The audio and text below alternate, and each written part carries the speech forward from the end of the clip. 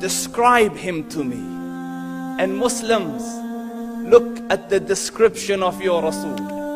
And for some, this would be the first time you hear what your Prophet looked like. I saw a man of striking appearance. ظاهر الوضاء أبلج الوجه, radiant face, حسن الخلق, beautifully created. لم تعبه الثجلة, his belly wasn't protruding. ولم تزر به السعلة, nor was his head disproportionate and small. وسيم قسيم, proportionate and delicate, finely made, a specimen of a creation. في عينيه دعج, in his eyes there was a contrast. The dark was immensely dark, the white was excessively white. وفي أشفاره وطف, and his eyelashes were long. وفي صوته صهل, and in his voice was a natural echo. وفي عنقه سطع, and his neck was elegantly long. وفي لحيته كثاثة, his beard was full and thick. أزج أقرن, his eyebrows were arched, but they were not joined. It was separated. In summit, فعليه الوقار, when he was silent, dignity covered him. وإن تكلم سماه وعلاه البهاء, and when he spoke, it was audible and clear, almost commanding and overtaking. أجمل الناس وأبهاهم من بعيد, from afar the most striking and outstanding in appearance. وأحسنهم وأجملهم من قريب, and when he came near, the best of them and the most handsome of them in closeness. حلو المنطق, such an exalted and sweet level of logic.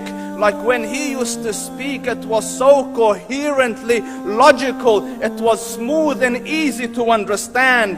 فصل لا نزر ولا هذر, he was to the point, not excessive, nor too short. كأن منطقه خرزات نظم يتحدرن, his logic, his utterances, his words were like jewels coming out of a necklace, calculated, polished, one after the other, it would flow magically. ربعة, he was medium in height. Your eye didn't have to strain to look up at him, nor was it tedious to look down at him. He was a comfortable sight to look at.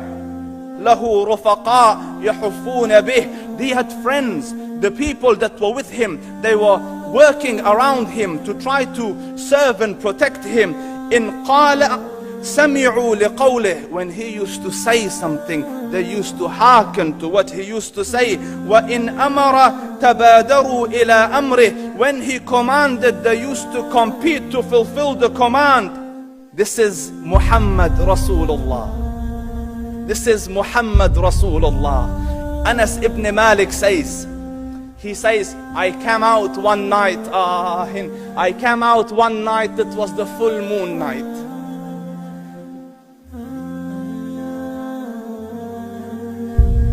And I looked at the moon, and in the desert, understand, the moon is an awesome sight.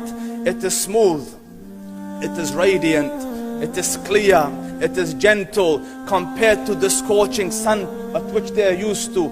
So the moon was the epitome of beauty. So he says, I came out at a full moon night and I looked at the moon and I saw it, beautiful, handsome. So I said, let me go see if the moon is more handsome or my Prophet is more handsome. Let me see if that is more beautiful or the Prophet is more beautiful. So I went and I saw him standing afar.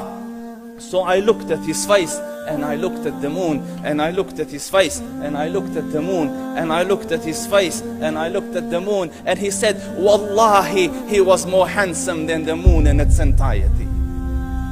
That is just the look of your Rasul.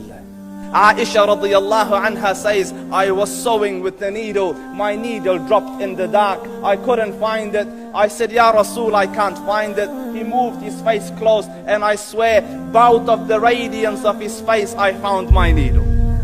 And the Prophet sallallahu alaihi wasallam was mind-bogglingly handsome, but his handsomeness was covered with waqar and jalal and hayba. The Sahaba say, when we used to sit at his feet, two feelings conflicting would come on the heart. The first one, you wanted to look at him. You wanted to behold the majesty of his face. And when you wanted to look up, shyness used to overtake you, so you used to look down. Amr ibn al-As says, I sat with him many times, but if you ask me to describe his face, I can't describe it. I wouldn't be able to look up to him ijlalan wa ta'zeeman. I couldn't look up at him. And that is why he didn't have the problems that Yusuf alayhi salam had. Because it was difficult to penetrate the awe and the splendor of the Rasul.